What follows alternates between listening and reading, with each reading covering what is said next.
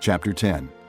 When the Queen of Sheba heard about the fame of Solomon and his relation to the name of the Lord, she came to test him with hard questions. Arriving at Jerusalem with a very great caravan, with camels carrying spices, large quantities of gold, and precious stones, she came to Solomon and talked with him about all that she had on her mind. Solomon answered all her questions. Nothing was too hard for the king to explain to her.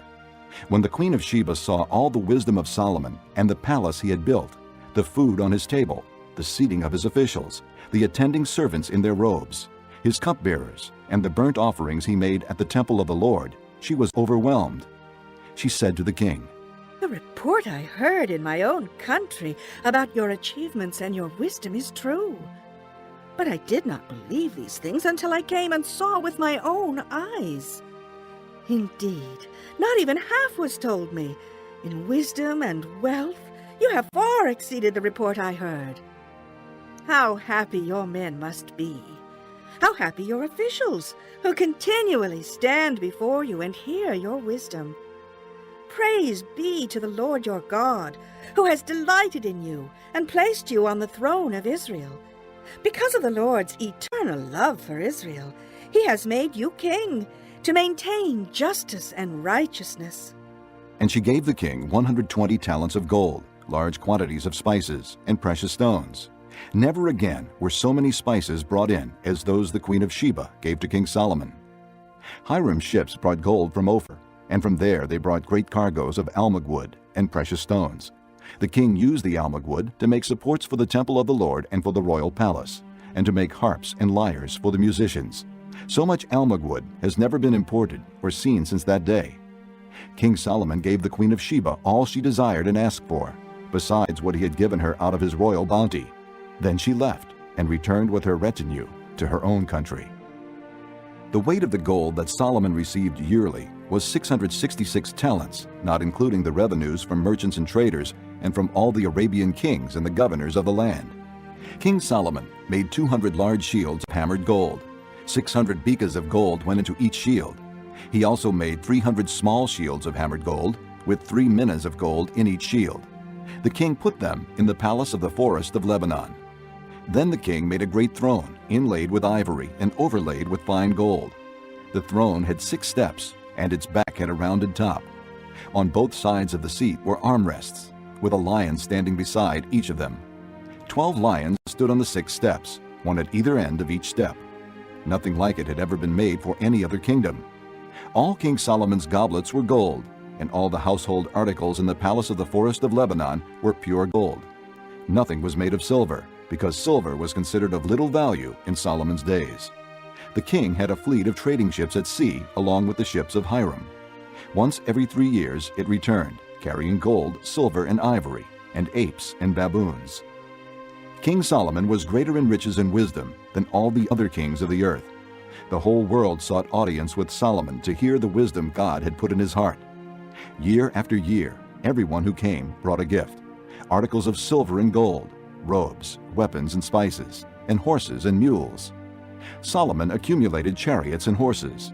He had 1,400 chariots and 12,000 horses, which he kept in the chariot cities and also with him in Jerusalem.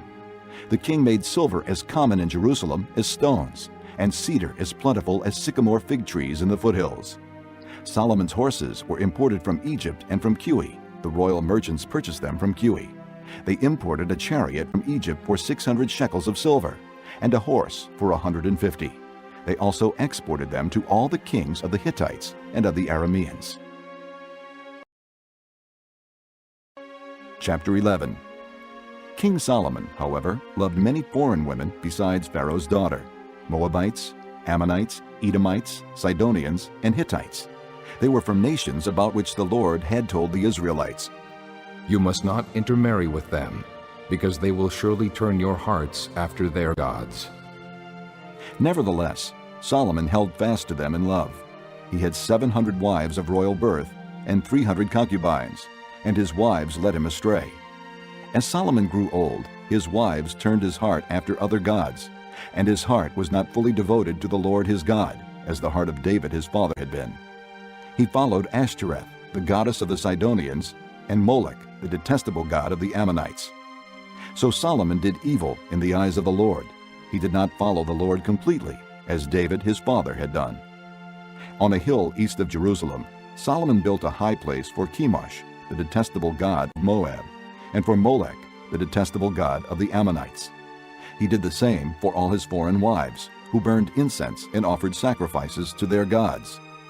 The Lord became angry with Solomon because his heart had turned away from the Lord, the God of Israel, who had appeared to him twice.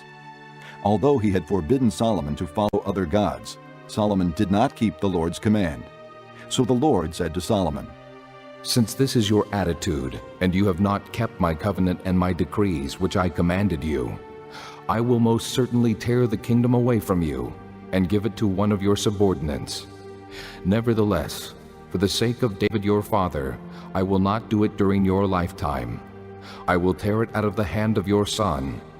Yet I will not tear the whole kingdom from him, but will give him one tribe for the sake of David my servant, and for the sake of Jerusalem which I have chosen. Then the Lord raised up against Solomon an adversary, Hadad the Edomite, from the royal line of Edom. Earlier, when David was fighting with Edom, Joab, the commander of the army, who had gone up to bury the dead, had struck down all the men in Edom. Joab and all the Israelites stayed there for 6 months, until they had destroyed all the men in Edom. But Hadad, still only a boy, fled to Egypt with some Edomite officials who had served his father. They set out from Midian and went to Paran.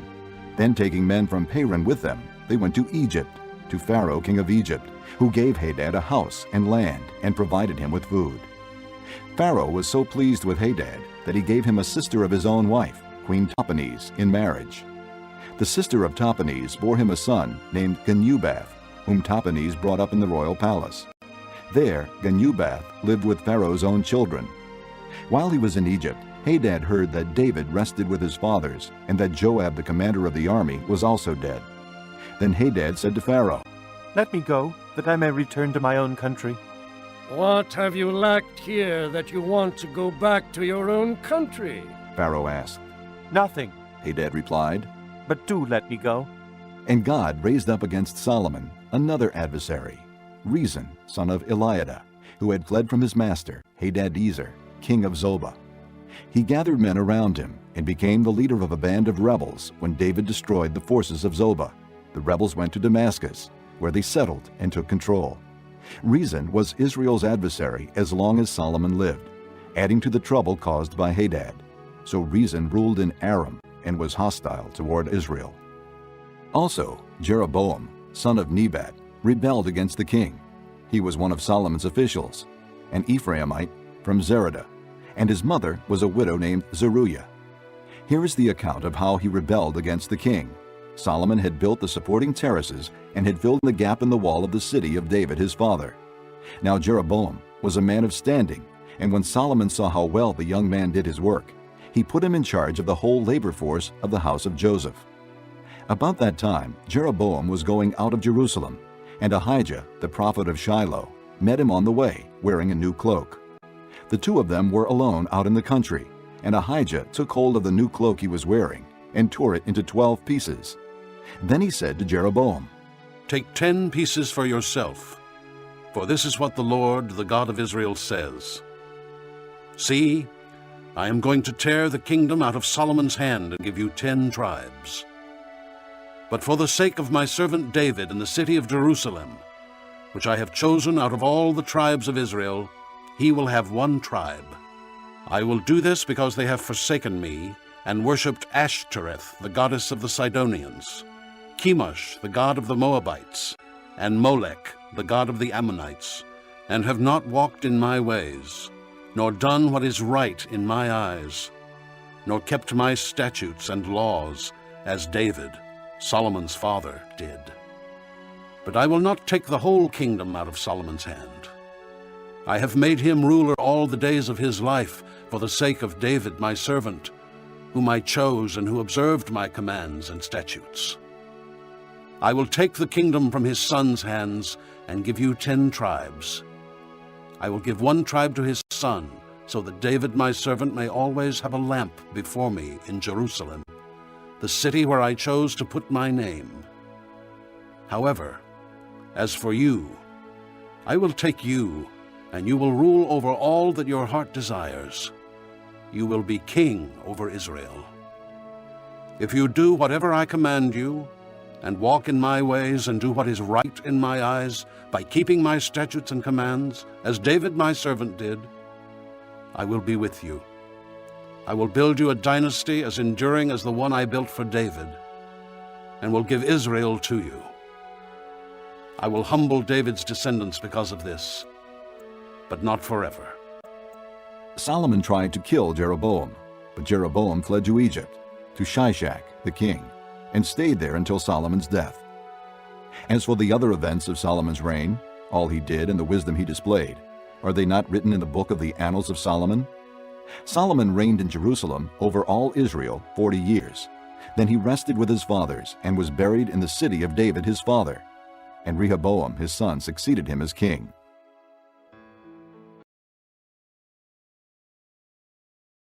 When you see Jerusalem being surrounded by armies, you will know that its desolation is near. Then let those who are in Judea flee to the mountains. Let those in the city get out, and let those in the country not enter the city.